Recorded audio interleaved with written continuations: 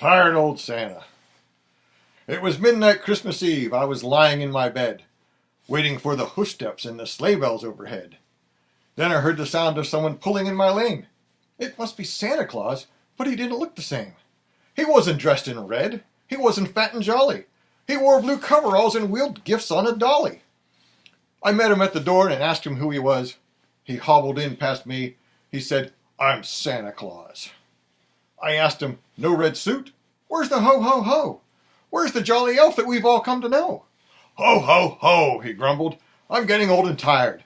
I'd have thought by now I'd long since been retired. But thanks to bad investments, here I am once more, working on the midnight shift and going door to door. I'm tired of that red suit. I've started wearing blue. And there are other changes that you'll see me do. I've cut out giving cap guns and drums and noisy toys. I know just how the Grinch felt with all that Whoville noise. I won't park on your roof as I always used to do. Since my hip replacement, I can't climb down your flue. And now I use a dolly instead of that big sack. It's better for my knees and it doesn't hurt my back. And maybe you've noticed I've lost a lot of weight. Mrs. Claus has cut me back on what I've always ate. My cholesterol is up, so I can't eat any fat. And my blood pressure is high, so I take a pill for that. Along with it came side effects. I've had to give stuff up. My alcohol is limited to only half a cup. So I don't smoke my pipe, and I cut down on the booze. And that's really put a damper on my holly jolly moods. So if my cheeks are rosy, my drinking isn't why. It simply means my blood pressure is starting to get high. He saw my easy chair, and he gently took a seat. He spied the shelf where the kids had left a treat. If those aren't diet cookies, they'll put my sugar up, and I can't drink that milk. Dairy always binds me up. Plus, I have new teeth, and my mouth has ached all night.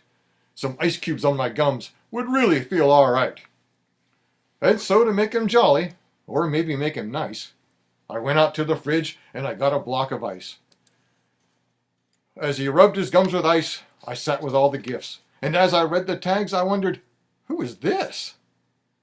I turned to ask the names, but he was fast asleep. His teeth were on the shelf, and the ice was on his cheek. I said, "Hey, Santa Claus." And he woke up with a start. Not that I'd complain, but I'm not Roger, Bill, or Bart. There must be a mistake. These name tags don't belong. Or maybe the address or the house number is wrong. He struggled to his feet, grumbling, "I don't know your name. Every street and house I see begin to look the same. I can't read those tags. To tell the truth, I guessed. Just take the stuff you like and then eBay all the rest. I gave you the wrong gifts in sizes and amounts, but like they always say, it is the thought that counts." As I sat there on the floor, his words rolled in my head. Yes, he's old and tired, but he's wise in what he said. I thanked him for my gifts, although they all were wrong, and he hobbled out the door, and Santa Claus was gone. But then I heard a smash.